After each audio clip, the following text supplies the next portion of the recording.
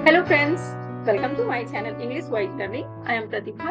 अपने इस चैनल पर मैं आपको इंग्लिश के कुछ बहुत ही useful phrases, phrasal verb, idioms, proverb जैसे कुछ और भी इंपॉर्टेंट चीजों के बारे में बताऊंगी, जिसका यूज करके आप अपने इंग्लिश को और भी इम्प्रेसिव बना सकते हैं। तो चलिए वीडियो स्टार्ट करते हैं।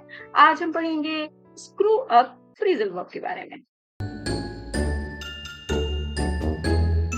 स्क्रू अप एक इंग्लिश फ्रेजल वर्ब है जिसका मतलब होता है गड़बड़ कर देना। जैसे कि अगर आपसे कोई काम गड़बड़ हो जाता है और आप कहते हैं कि मुझसे बहुत भारी गड़बड़ी हो गई। अगर इसी को आप इंग्लिश में बोलते हैं तो सबसे ज्यादा कॉमनली जो हम यूज करते हैं वर्ड वो होता है ब्लंडर कर देना। ठीक है, तो आप कैसे कहते हैं कि बहुत बड़ा ब्लंडर हो गया है मुझसे।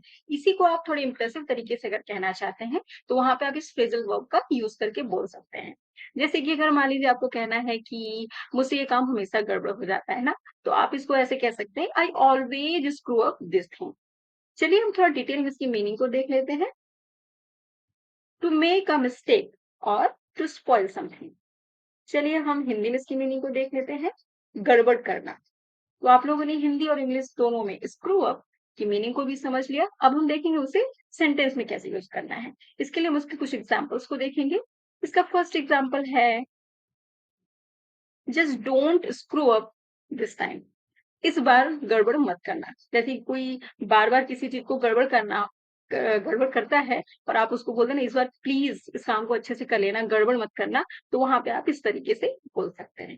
चलिए हम इसका एक और एग्जाम्पल देखते हैं। इसका सेकेंड एग्जाम्पल है, I totally screwed up the chemistry exam. मैंने केमिस्ट्री की परीक्षा को पूरी तरह से खराब कर दिया। तो आप लोगों ने हिंदी और इंग्लिश दोनों में स्क्रू अप फ्रेजल वर्ब की मीनिंग को भी समझ लिया और उसे सेंटेंस में कैसे यूज करना है ये भी आप लोगों ने देख लिया। अब हम चलते हैं प्रैक्टिस सेट की तरफ। तो रेडी हो जाइए प्रैक्टिस सेट के लिए। आज हम कुछ फ्रेजेस की प्रैक्टिस करेंगे।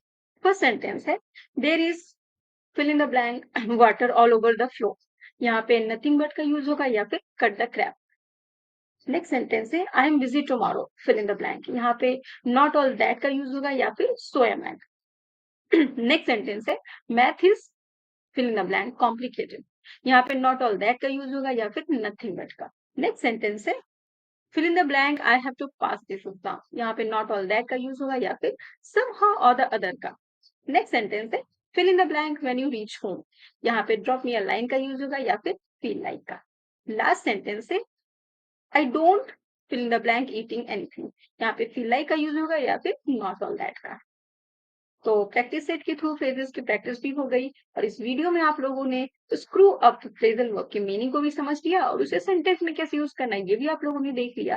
तो इंग्लिश बोलते समय इस फ्रेजल वर्ब का जरूर यूज कीजिए और अपने इंग्लिश को और भी इंप्रेसिव बनाइए। Thank you for watching. Please like, subscribe and hit the bell icon. Thank you.